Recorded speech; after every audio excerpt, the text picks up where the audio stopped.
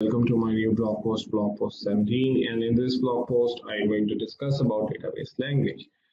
So when I talk about database language, it means like it's a mode of a communication between you and uh, the database. So whenever you will write some kind of you need to write data into the database file, you will utilize the database language in order to do your work.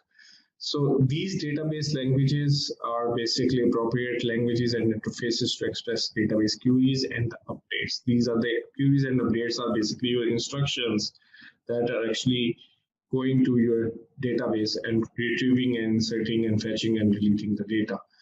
These database languages actually utilize to store, read, and update the data in the database in a nutshell.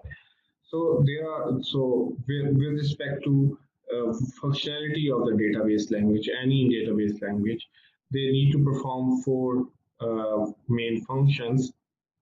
Or DBMS language is actually subcategorized into four languages.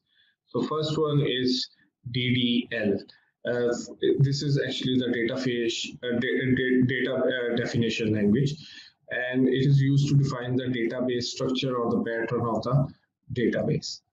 Next one is DML, which is actually data manipulation language, and it is used for accessing and manipulating the data in the database.